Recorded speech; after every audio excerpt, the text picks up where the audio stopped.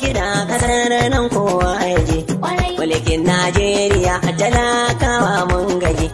Kowa kuka yake yana neman agaji. Dan ciki zafi da mun fito ɗari da waje.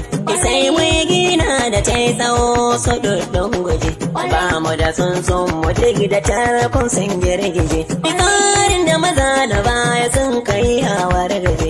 Ba ma tafiya a hankali sai dai an guje. Idan yar sana'a kake barayi ai ma'aije. Waya haka ne hala da miya kuke so mu je. Mu a waya kuna a daula kun gyagije. Gida na talaka abinci ba ko kwara aje. Mai sanya jiyan da za a yi saurara kaji. Mu ne mu dan tambuwal solution na nan aje. Duka kasar nan Aminu Gunai dai za a je. Masu mu warka mu zama kamar kasashen waje. Inda kan tambuwal ya yaraji zai taimaka.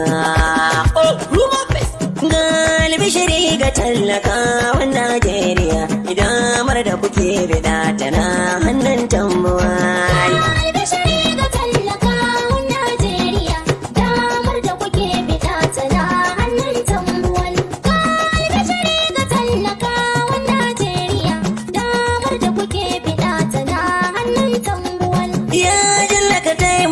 Mu ba dan halin mu ba, ba dan kai ba lura ban sanya zanyi ba. Idan darajar ku da kai ta sai daga daraja ba, cikin sauki sa kasa ta zo hannun tambuwal.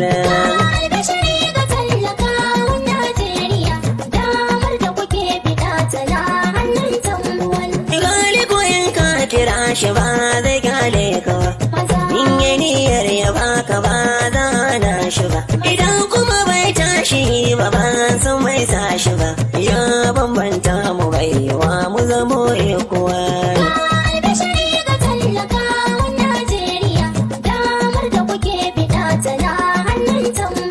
Isalle wa salamatan dubu wajen annabi, dan Abdullah ruwan da ke wanke zannabi. Duka salayen gidan sahara dukan sahabi, ya dalla wa azhar da gwamna nan tambuwal.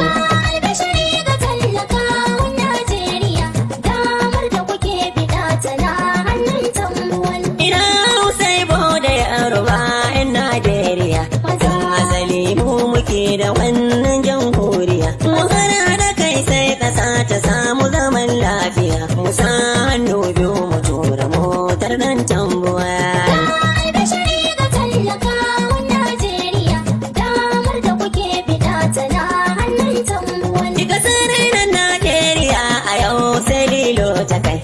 Takalma na kafafuwa sun dawo ta kai, dukan talakawa suna a halin kaka mu kai. Rika baba Aminu walƙiyar ka ta haska mu wal.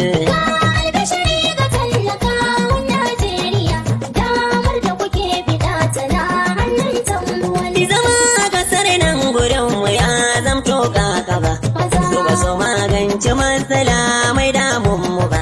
Izo mu da jinai nan mu bai zamo bacin ransu ba, sun hallaka bello shi da kemi da su samu wal.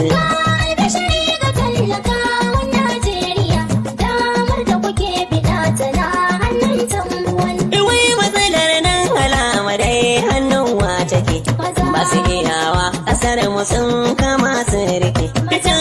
Tangal muna ruwa kowa ya jike, idan Allah taimaka ka sa hannu tambuwal.